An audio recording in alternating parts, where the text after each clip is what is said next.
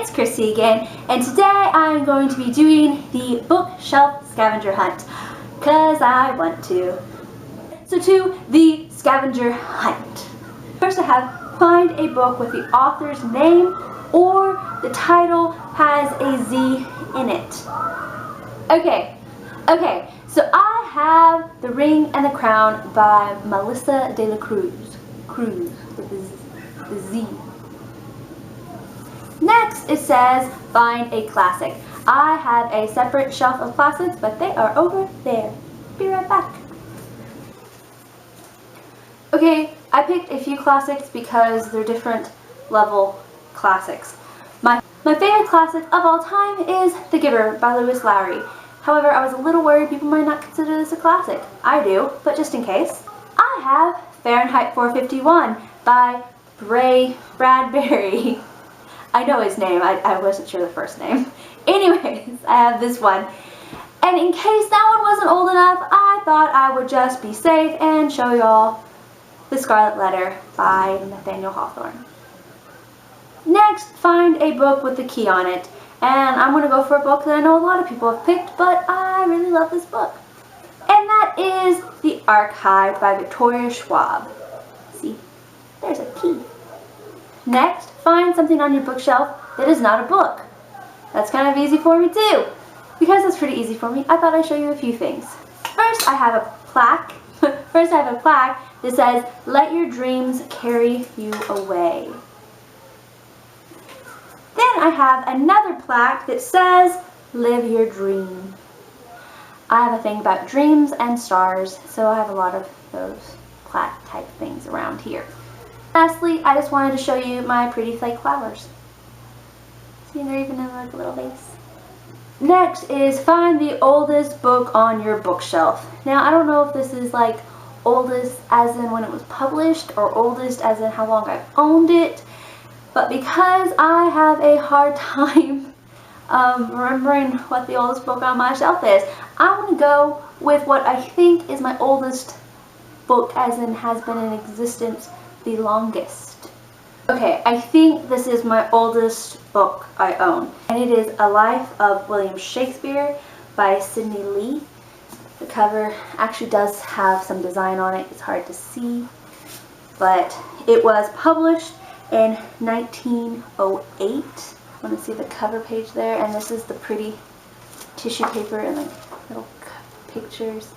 Yeah, it's basically about the life of William Shakespeare, and it's really old and I really love it. It was a graduation present from high school.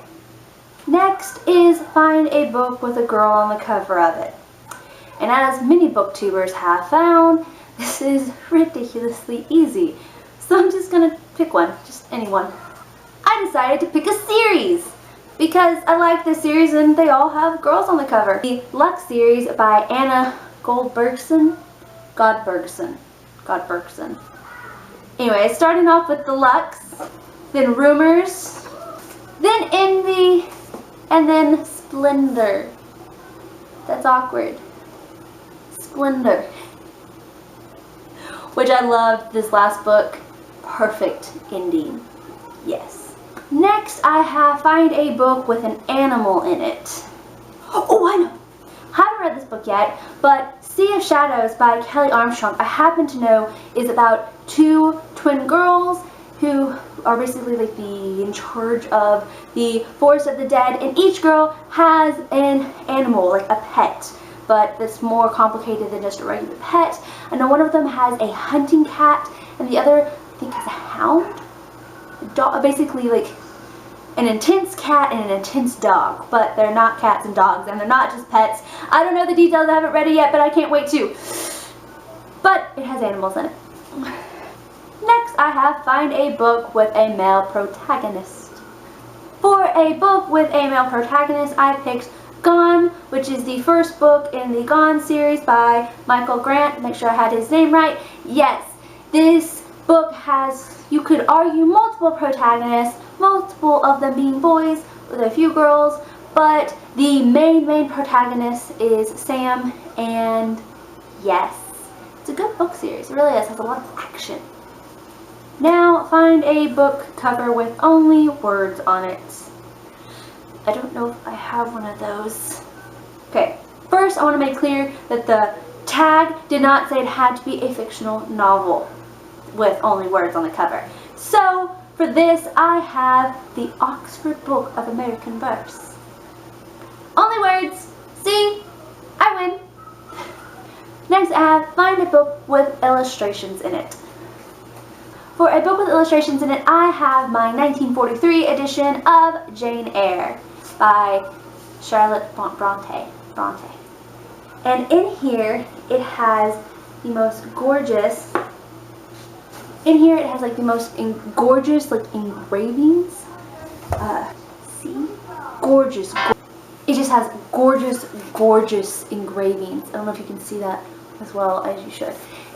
They're wood engravings by Fritz Egenberg. I believe this is also one of his engravings, but it has his name on it. Really pretty book. Next, find a book with gold lettering. Because I am incapable of picking one, I have two. First, I have Legend by Maria Lu, which is the first book in the Legend trilogy. Next, I have The Assassin's Blade, which is the bind-up of all of the novellas that are prequel to the Throne of Glass series. I'm currently reading this along with other books, but yes. Love, Selena. Duh. Next, I have Find a Diary, fictional or real. For that, I have The Private Notebook of Katie Roberts, age 11 by Amy Hest. I read this when I was in 4th grade. I accidentally stole it from my class because I thought I'd returned it and I took my name off the list, but I hadn't returned it yet. It was hiding in my room. But it's a really good book. It's really mostly what I remember about it is that I really enjoyed it, and it's about an 11-year-old girl, and I don't want to be wrong. Something's going on with her family. I want to say her parents are getting divorced, but I may be remembering incorrectly. It's things, or maybe her mom's having a new baby. It's something like that. Something's going on with her family, changing the makeup of it substantially, and good book. It's a little kid's book, but it's really good. Next, find a book written by someone with a common name.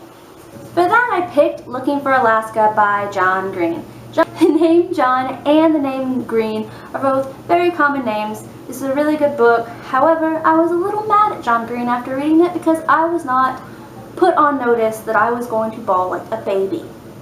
Really good book though. Just, you'll cry. The name John and the name Green are both very common names. This is a really good book. However, I was a little mad at John Green after reading it because I was not put on notice that I was going to bawl like a baby. Really good book though. Just, you'll cry. Next, find a book with a close-up of something on it. For that, I picked The Uglies by Scott Westerfield, which has a close-up of a girl's face/eye. Next is find a book that takes place in the earliest time period. This is hard because there's fictional time periods involved as well, and honestly, I just don't know. But I'm going to take a stab that I have a book over in my classics section. That's going to be my oldest. Next is find a book that takes place in the earliest time period. This is hard because there's fictional time periods involved as well, and honestly, I just don't know. But I'm going to take a stab that I have a book over in my classics section.